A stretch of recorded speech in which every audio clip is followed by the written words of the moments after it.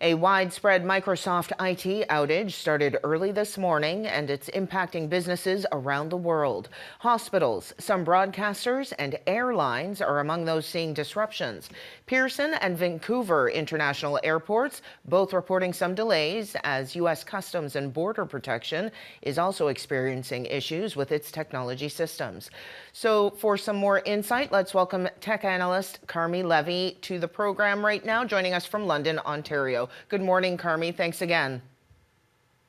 Great to be with you, Candice.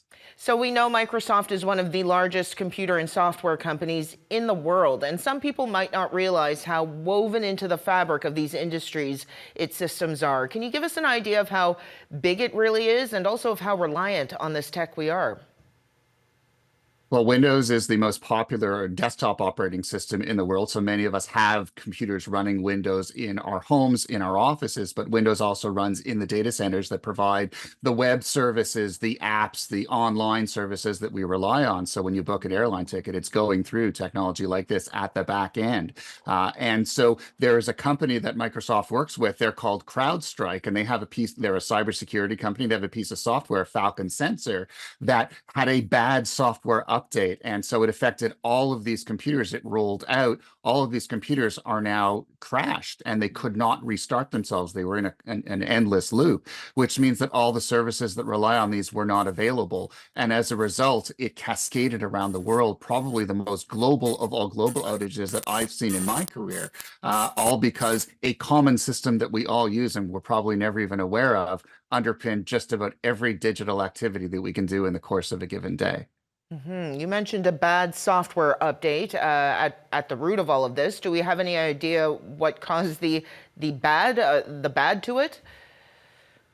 Yeah, so normally when you plan a software update, you test it in a test environment. So it's not out in the real world. It's you can break it, anything can happen. It's you test a plane without passengers on it first to make sure that it's safe to fly. You do the same thing with software, and unfortunately, it was not tested as well as it probably should have been before it rolled out to the world.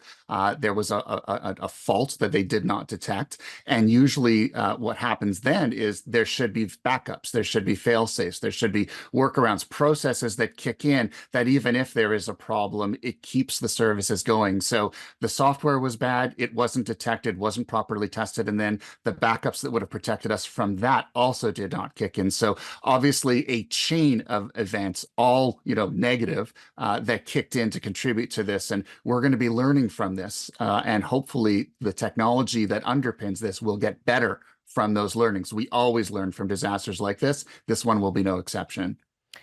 So it sounds like you just kind of outlined the best way to protect against this type of outage, although it is, very high level. Just try and try again and have those fail safes in place.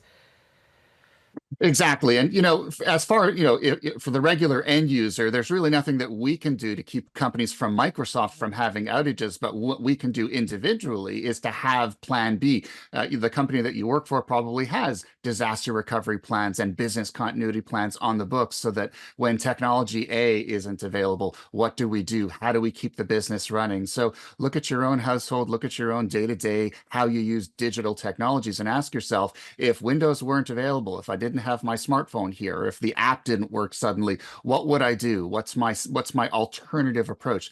Think about what happens when your technology fails so that next time you're not just sitting there twiddling your thumbs. There is, we can protect ourselves better. We can't stop this from happening out in the world, but we can certainly give ourselves options if we give it a little bit of thought. And before we let you go, Carmi, U.S. border protection, we're talking flights and airlines. What are the vulnerabilities that are present now that they are experiencing this, and there's really no timeline on when it will be solved?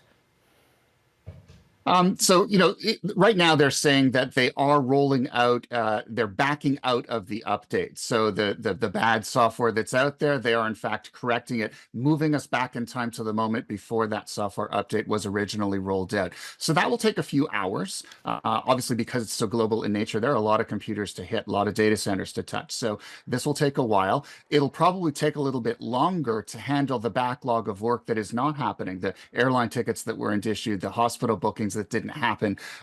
The border crossings, the cars snaked up behind the border, and so that will take hours, if not days, to resolve. And then, of course, we're probably still going to be discovering things well into next week, because that's just the way things normally work. They're so interconnected, so many different technologies that are at play here that it's not just like rebooting one computer, you're rebooting millions of them, and that's going to take time. Okay, well, thanks again for your insight. That is our tech analyst, Carmi Levi, joining us today. Have a great day.